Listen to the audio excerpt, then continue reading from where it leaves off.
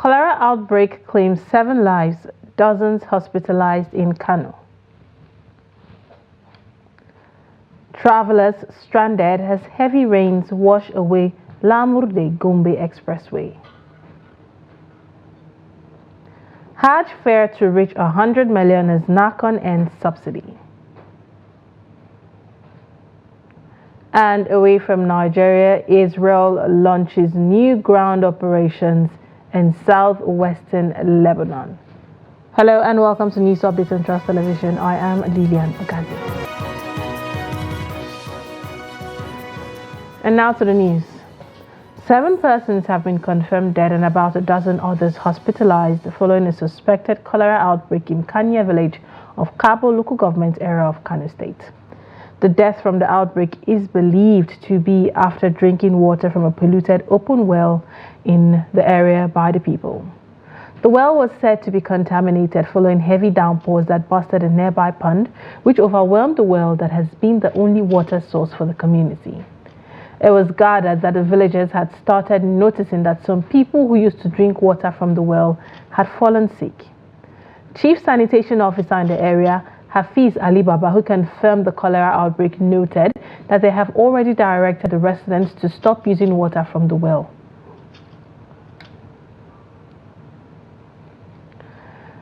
Now moving over to Gombe, where motorists and commuters remain stranded along the Lamurde-Gombe road weeks after heavy rainfall severely damaged the expressway. The flooding, triggered by relentless downpours, has washed away large portions of the road, making the vital route impassable. The disruption of this crucial highway raises serious concerns for the local economy, as it is a key artery for transporting goods and agricultural products between Adamawa, Gombe and Taraba states. Commuters are calling for urgent intervention to address the flooding and repair the damaged infrastructure. Now moving over to Yobe State, where the government has approved the disbursement of 1.4 billion naira to assist 25,500 flood victims across the 17 local government areas of the state. Briefing journalists after a state executive council meeting, the Commissioner for Humanitarian Affairs and Disaster Management, Mario Amshi, announced that the council, led by Governor Mai Malabuni, had approved the funds to alleviate the impact of flooding on the affected communities. Amshi explained that the approved amount of 1.43 billion naira will be distributed to the identified victims, with each local government area having 1,500 beneficiaries.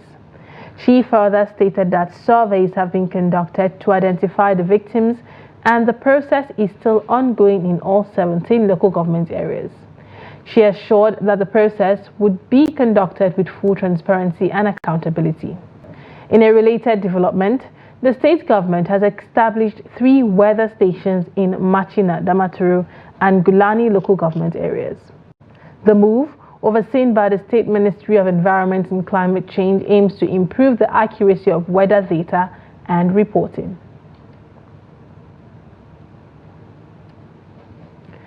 As calls for more young Nigerians to venture into entrepreneurship continues to grow amid a dwindling economy, a Kaduna-based shoemaker, Yusuf Mikael, has been telling Trust TV how he left his place of birth to start shoemaking business at Badarawa in Kaduna North local government area of the state.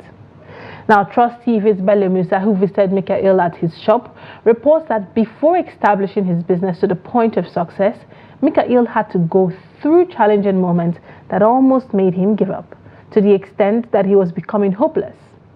This is a story of Yusuf Mikael, an indigene of Kaduna State in northwestern Nigeria, who is now a successful shoemaker living in Kaduna. He defied all odds by leaving his parents, siblings and friends to an unfamiliar terrain, armed with the optimism of becoming a fulfilled shoemaker. Gaskiya na koyi wannan sana'an a Kano ne, tunda daman can ne asalin mahaifana. I learned shoemaking in my hometown Kano, but when I relocated to Kaduna and did not have start-up capital, I had to become a cobbler going around the city repairing people's shoes. Then I later returned to shoemaking after sourcing for capital. To be honest, I went through difficult times while learning the trade. After closing from school, I would trek to the place where I was learning the trade because we were not getting money. Instead, we paid for apprenticeship and I endured till I learned shoemaking. Mikael is one of the shoemakers in Kaduna Metropolis, serving the needs of shoe enthusiasts due to his unique way of making designer shoes. Alhamdulillah. I am thankful to God because I would make 300 to 500 pairs of shoes within a month, and I display them here. In a day, I can make 15 pairs of shoes. He found his way to actualize his dreams as he is now excelling in the shoemaking business. I have recorded a certain level of success because I have bought a piece of land and I assist my parents, siblings, and friends. And I have also taught about 10 youths how to make shoes, and they are excelling.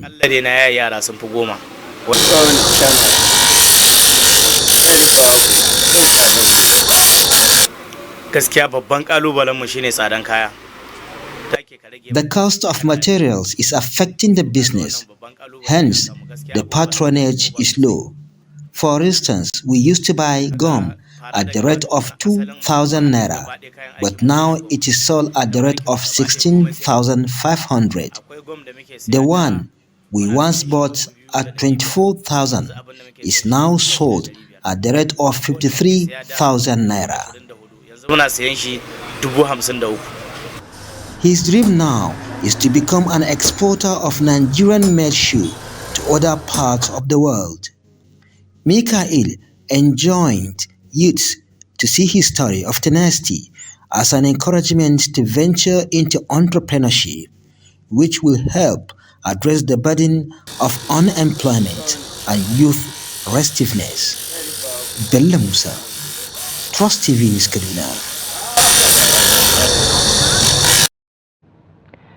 Now, moving away from that, the National Hajj Commission of Nigeria, NAHCON, has stated that the federal government will not subsidize Hajj payments for pilgrims in 2025. A statement by the spokesperson of the commission, Fatima Sanda Usara, said for the 2025 Hajj, there will be no concessionary exchange rate from the government for Hajj fare payments for pilgrims, whether under state or private Hajj operators. This means that if Naira maintains its current rate of 1,650 Naira to $1, each intending pilgrim will pay almost 10 million Naira for Hajj fare, as pilgrims pay at least $6,000. While NAHCON is yet to announce a Hajj fare for the 2025 Hajj, State Pilgrims Welfare Board have begun asking intending pilgrims to pay 8.5 million as initial deposit pending the announcement of the Hajj fare. The statement also announced a refund of 64,682 to every Nigerian pilgrim that participated in the 2023 Hajj.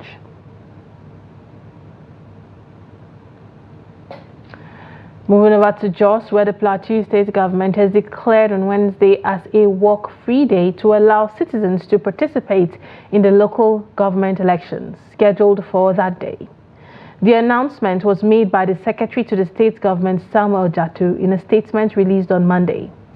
According to Jatu, the walk-free day is intended to enable public servants to travel to their respective local government areas and provide voters the opportunity to cast their ballots. According to the statement, the governor also urged citizens to conduct themselves peacefully during the elections and called on registered voters to come out in large numbers to exercise their civic responsibility. The Plateau State Commissioner of Police, Emmanuel Adesina, also announced a restriction of movement across the state from 12 midnight to 6 p.m. on Wednesday. The decision announced during a stakeholders meeting in Jos on Monday is aimed at ensuring a secure environment for the election. Supporters of Rivers State Governor Siminalayi Fubara has opposed the call for the declaration of the emergency rule in the state. The crisis in Rivers State snowballed into violence on Monday, leading to the killing of a brother to Edison Ehi, Governor Fubara's chief of staff, the father of a newly elected councillor, and about 3 others. Also, 3 local government secretariats were touched by suspected thugs shortly after the Inspector General of Police, Kayode Wetukun, withdrew the policemen guarding the council premises. Suspected political thugs touched Ikore local government while an explosion rocked the Eleme Council Secretariat. Rival groups also attempted to take over Ogbagbemandoni Council. Now the development disrupted the planned resumption of the 23 newly elected local government chairmen and the swearing in of 314 councillors. The PDP and the All Progressive Congress had on Sunday rejected the conduct and outcome of the local government election, stating that no election was held in Rivers State on Saturday. The Rivers State PDP, loyal to the Minister of the Federal Capital Territory, Nyesom Wike, described the poll as an exercise of infutility, vowing to challenge it in court. Despite the opposition to the poll, Fubara swore in the newly elected council chairman at the Executive Council, which was won by Fubara's allies in the Action People's Party, which secured 22 out of 23 chairmanship positions, while the Action Alliance candidate won 1 seat. A computer science graduate from the Federal University Gusau, Shamsuddin Umar, is making a positive impact in his community through advancement of knowledge in the information technology sector. The young graduate, who is dedicating his time and expertise to volunteer at a community school at Kadore in Chikun local government area of Kaduna State, says his goal is to impart computer knowledge to young minds by exposing them to the world of it. The report. After leaving university, Shamsuddin Umar engaged in community service. In his quest to serve humanity, Umar voluntarily tutors students at his community school. Looking at the community we are in, going to school doesn't mean you are qualified to have a job. Doesn't mean that you are qualified to be rich or solve your problems. So looking at the situation we are in now, it is better to develop skills for young people growing up so that they can stand on their own. They can stand firmly, they can create their own family without the government job. Umar's students are living testimonies to the positive impact of his selfless teaching. He have taught us much things about computer science. Yeah, he's a good teacher. I'm very happy with him. I have learned a lot about computer. I can type on computer and I can use the system. He has taught us a lot and I'm happy with him. Shamsuddin is a person that came like 3 years or 2 years here. He met me in the office and he told me that he is going to assist the student with computer education. I told him that we are doing this, but he said I should try him. I just gave him a trial to see what he is going to give as support or as a contribution to the student, and he did a lot, because the student now can type and they can operate the system. In fact, some of the students can design calendar, a lot of things. Having achieved this milestone, Umar's target is to use technology to transform lives.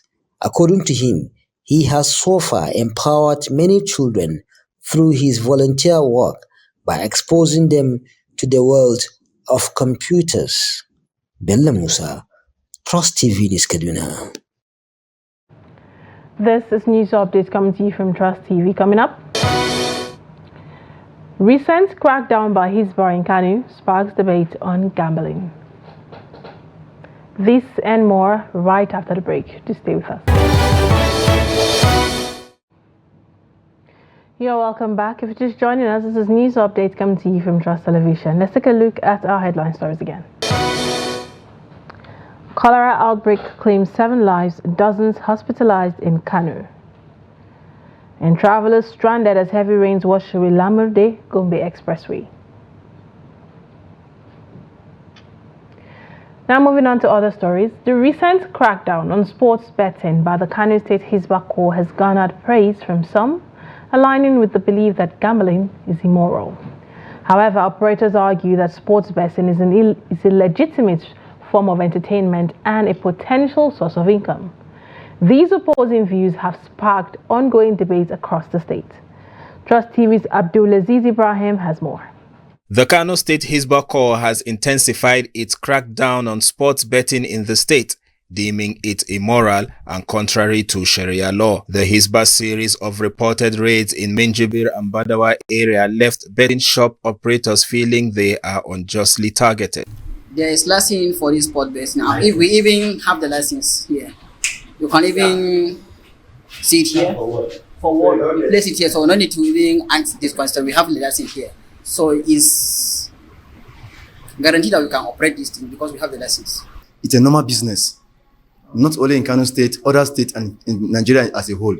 So me, I don't see as if it's a crime because since all licenses are all intact, so I don't see it as a crime here in Nigeria. Some Kano residents who support Hisbah stance view it as a necessary moral imperative amid Nigeria's deepening economic crisis. Very vivid and clear that it is haram in Islamic perspective. It makes someone to be redundant. So someone will just be sitting down and then will depend on that act. One will be redundant, and then in essence, poverty will come in. Closing these betting shops by Hisbah, to me it is something that is commendable because we know how these places where betting is done actually promote immorality and so many things that we are trying to save our children from. Legal practitioner Ali Jamilu offers more insight on the expected modus operandi of the Hisbah Corps. People used to say it is a state police, Sharia police, Sharia police. It's not Sharia police. It is only a creation of Kano State law or State Assembly that fights immorality. So it is not in conflict with the Nigerian police, even by the law. The law gives them power to make an arrest when it finds that someone is doing something against the tenets of the law. But they should quickly hand him over to the relevant authorities, which is the relevant authority, the police. You understand? Or any other security agent that is empowered to do so. On the argument that having obtained proper licenses from the National Lottery Commission, the betting operators can operate without interference, Jamilu has this to say. It is the responsibility of the president through the commission to grant license to anybody that intends to gamble in the country, anywhere in the country. So they cannot just pounce on the betting houses and just lock them when they have not been proved to be criminal hideouts or suspected to have been doing something that is illegal. Because I believe all these betting houses have been registered and have been granted license by the National Lottery Commission. When contacted, the Hisbah Commission indicated that they are in discussions with the National Lottery Commission and will issue a statement in the coming days. According to a recent report, an estimated 60 million Nigerians gamble daily. Abdulaziz Ibrahim, Trust TV News. And now in business, the Naira depreciated against the dollar at the foreign exchange market to begin the week as FX supply dropped further. FMDQ data showed that the Naira slightly weakened at 1,635 per dollar on Monday compared to 1,631.21 Naira exchange on Friday last week. This represents a marginal 3.94 depreciation against the dollar. Similarly, at the black market, the Naira depreciated to 1,775 Naira per dollar on Monday from 1,770 Naira exchange rates at the close of last week. This development comes as foreign exchange daily transaction turnover further slumped to $126.24 million on Monday from $238.36 million on Friday. Now, away from Nigeria, the Israeli army on Tuesday said it has launched ground operations in southwestern Lebanon, further expanding its incursions in the country with limited localized and targeted attacks against Hezbollah targets and infrastructure. The Israeli army said it had killed the commander of Hezbollah's headquarters, Sohail Husseini, in a strike on Beirut. More than 2,000 people have been killed in Lebanon since Hamas attack on Israel on October 7th last year, with 1,000 of those occurring in the last week. The Lebanese government estimates that roughly 1.2 million people have been displaced. 9 Israeli soldiers have been killed in southern Lebanon since Israel launched a ground operation across its northern border on October 1st. The UN Special Coordinator for Lebanon and the head of the peacekeeping force deployed along the border with Israel said that a negotiated solution is the only way to restore stability and the time to act is now. And in sports, the Confederation of African Football has released the draws for the 2024-2025 of the Confederation Cup. Nigeria's representative, Eyimba International, was among the 16 clubs drawn into 4 groups of 4 teams. According to the draw conducted on Monday, the People's Elephants will compete in Group D alongside the Egyptian Giants. Al Masari, the defending champions, Zamalek, alongside debutant Black Bulls of Mozambique, are the teams in the group. The top 2 teams will proceed to the group stage of the competition. Meanwhile, Chipper's United goalkeeper Stanley Nwabali is the second player to arrive in Uyo as Nigeria gears up for the crucial AFCON 2025 qualifier against the Mediterranean Knights of Libya this weekend after fellow GK Amas Obasogie. Nwabali, who has been in fine form for his club in South African Premier Division, is expected to lead the goalkeeping department as the team looks to score vital points in their home and away encounters. More players are expected to join in the coming days as Nigeria intensifies preparation for the must-win doubleheader. Nigeria takes on Libya on October 11 before traveling to Benghazi 3 days later for the second tie. With that, we've come to the end of News Updates here on Trust TV. Do well to follow us across all our social media platforms for more news, programs, and documentaries. Thank you for watching. My name is Lilian Ogazi. Bye for now.